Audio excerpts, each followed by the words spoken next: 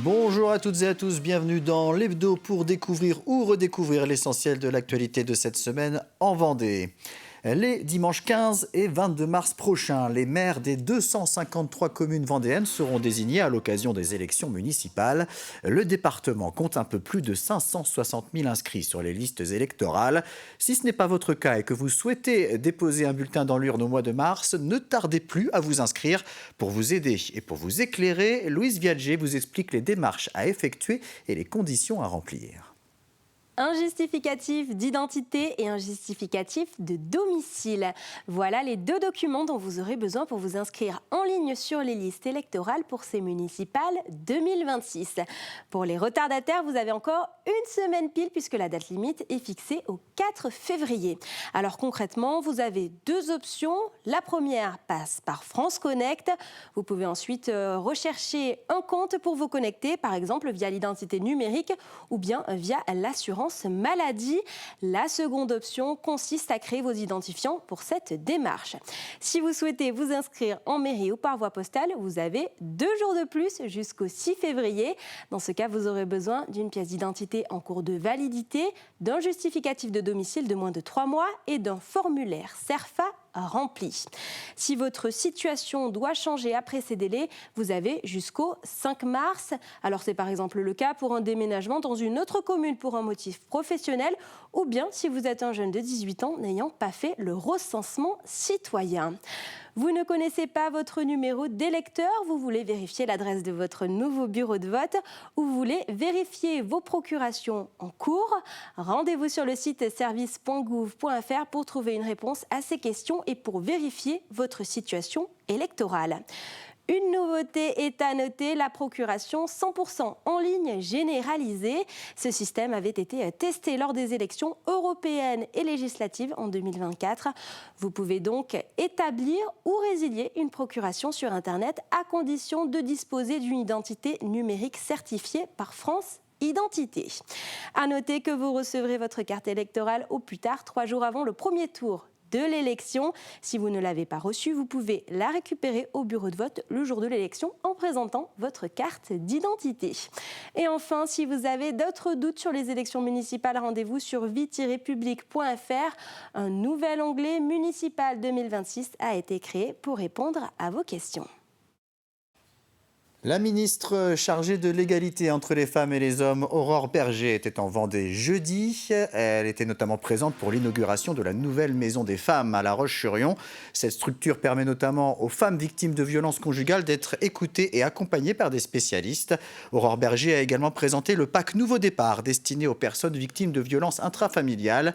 Il doit permettre d'améliorer la détection des victimes, mais aussi de coordonner leur parcours de prise en charge et de les accompagner au mieux dans leur reconstruction. En 2025, 3000 victimes se sont manifestées en Vendée pour ce type de violence, soit une augmentation de 16% par rapport à 2024.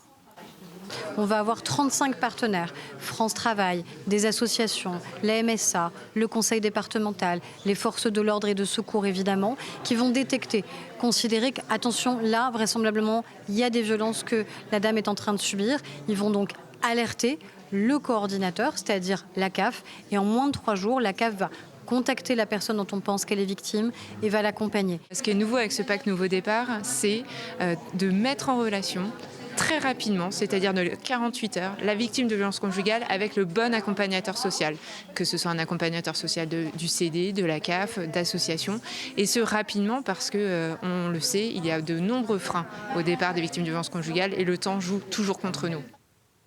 Cela fait maintenant plus de 2 semaines qu'il attise la curiosité des passants au niveau de la plage des Présidents aux Sables d'Olonne. Le navire de pêche Santa Ana Maria, échoué sur les rochers depuis le 15 janvier, est pris en charge par une entreprise espagnole spécialisée dans le sauvetage de navires.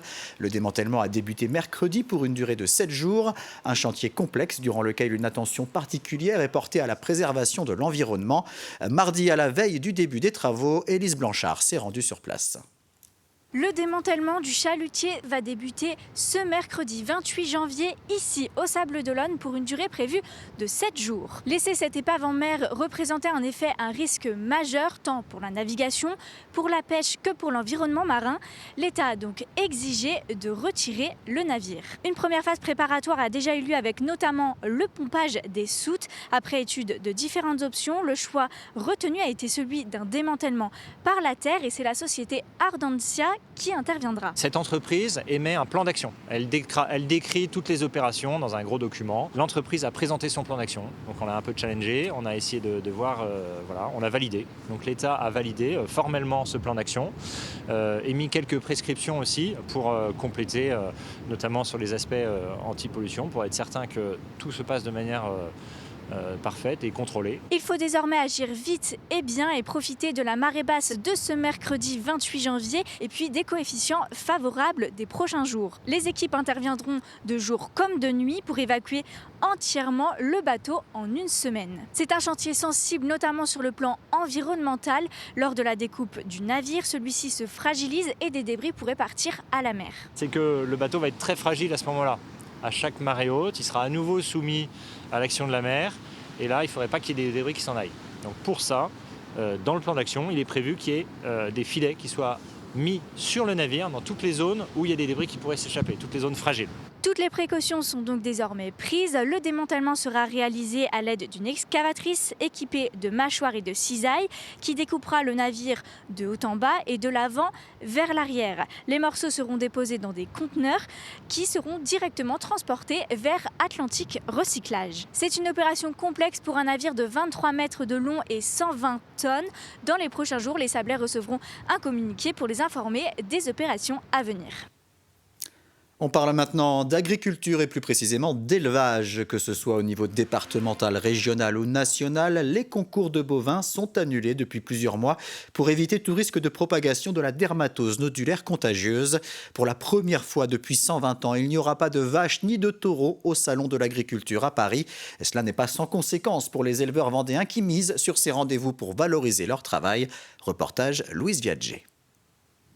Cette année, Sergent va rester dans son enclos. Pourtant, à 5 ans, ce taureau est en forme olympique pour son âge avec ses 1600 kilos. Mais à cause de la dermatose nodulaire, aucun bovin ne sera accepté au Salon de l'agriculture de Paris. Donc le salon, c'est plus une visibilité pour l'année à venir.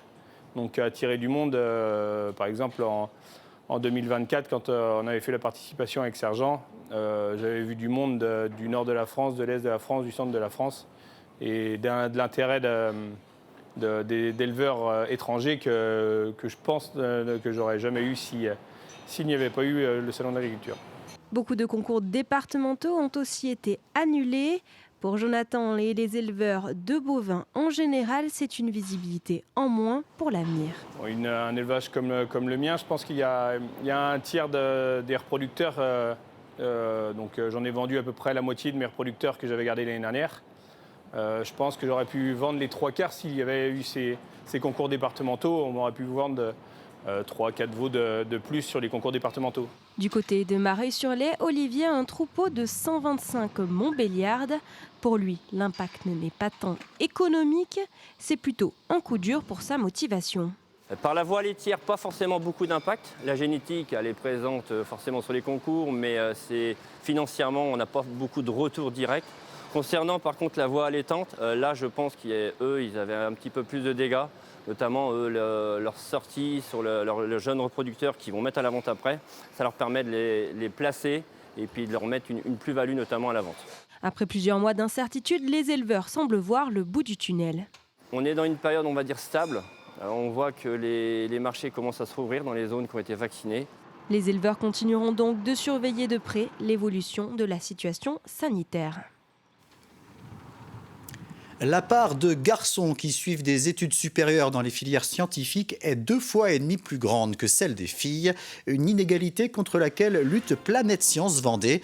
L'association organisera en ce sens une opération itinérante et gratuite réservée aux filles et intitulée Girls in Science le 11 février prochain.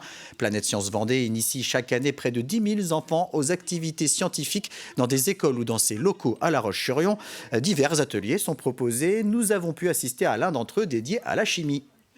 Dès la semaine prochaine, on va aller regarder un petit peu plus la chimie du sucre qui vont nous permettre de savoir comment est-ce qu'on peut fabriquer des bonbons. L'objectif, c'est de repartir à la dernière séance avec son sachet de bonbons qu'on aura soi-même fabriqué. Les filles choisissaient déjà moins les sciences avant qu'il y ait ces spécialités-là, mais maintenant elles s'en excluent beaucoup plus tôt et elles se mettent beaucoup plus sur des disciplines qu'elles pensent accessibles, à la limite SVT. Mais tout ce qui va être les mathématiques, spé maths par exemple, ou spé physique, on a beaucoup moins de filles qu'avant et c'est une tendance qui se dégrade de plus en plus. Donc là, la situation, elle commence à être assez difficile. C'est des filles qui ne vont pas pouvoir se diplômer de manière spécifique en maths ou en physique, qui du coup vont pas du tout avoir accès au même parcours universitaire que les garçons, alors que déjà en sciences, on perd beaucoup de filles. Ce week-end, à Montaigu-Vendée, 2 représentations du spectacle Flagrant délire sont proposées à l'espace Michel Ragon. Un théâtre cabaret présenté par les Baladins de la médecine, une troupe créée par des membres de la communauté médicale. 40 bénévoles sont mobilisés sur ce show où se mélangent chant, danse, jonglage, magie et humour. Les bénéfices seront reversés à la Ligue contre le cancer. Anaïs Escalona a pu suivre l'une des dernières répétitions à Saint-Malo-du-Bois. On arrive en haut de paf. Intervention musclée. Toi, tout le monde à terre. Une troupe à première vue classique, mais en réalité pas comme les autres. Ce sont des médecins, kinés ou encore infirmiers et ils se préparent depuis 1 an à jouer devant le public leurs pièces, avec un objectif caritatif qui a du sens pour eux. Ça nous permet en fait de jouer bénévolement, de revenir à la base de pourquoi on fait ce métier. C'est quand il y a des comédiens professionnels sur scène ou des passionnés. Et en fait, souvent, on l'oublie avec le temps quand on travaille, quand on est rémunéré pour ça. Et là, en fait, on revient à la base.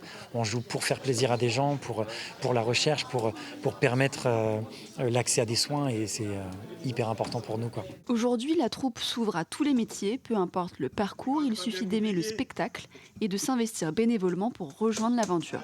On est ouvert à tout le monde. À partir du moment où les gens ont un talent et qu'ils ont aussi une passion. C'est cette passion du spectacle et cette envie de donner aux autres. De donner dans le spectacle, parce qu'un spectacle, on donne beaucoup quand on est sur scène, mais en même temps, de donner à une association. Parce que ce qui va se passer à Montaigu, c'est quand même qu'il n'y a pas beaucoup d'associations qui offrent des spectacles. Tous les bénéfices de ce spectacle sont reversés à la Ligue contre le cancer de Vendée, une collaboration avec cette association totalement inédite et utile. Les psychologues, les socio-coiffeuses, les socio-esthéticiennes, ce sont des intervenants, nous les payons. Et par contre, nous les mettons gratuitement pour les personnes malades. Donc en fait, cet argent, il sert à ça. On en envoie aussi dans la recherche. Et puis pour pouvoir être dans la prévention, nous avons du personnel qui vont dans les écoles, dans les entreprises. Comptez 20 € la place et rendez-vous ce samedi 31 janvier et dimanche 1er février pour rire et soutenir la bonne cause. Si vous avez prévu d'acquérir prochainement un vélo à assistance électrique, pourquoi ne pas vous diriger vers un ancien vélo de facteur ? La Poste propose en effet aux particuliers de racheter des 2 roues reconditionnées par une entreprise d'insertion filiale du groupe. Les principaux organes de sécurité ont été remplacés à neuf, tout comme les batteries, les chargeurs, la selle, les poignées et les câbles. Des vélos polyvalents vendus au tarif de 1 590 €.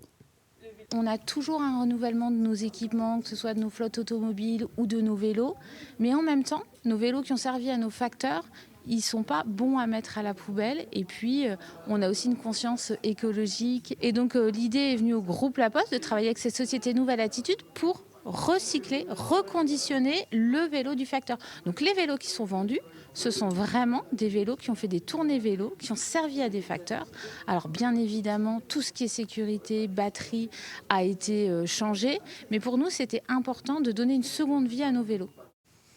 C'est la fin de cet hebdo. Merci de l'avoir suivi. Retour de l'actualité vendéenne dès lundi à 7 h dans la matinale en compagnie de Florian Wozniak.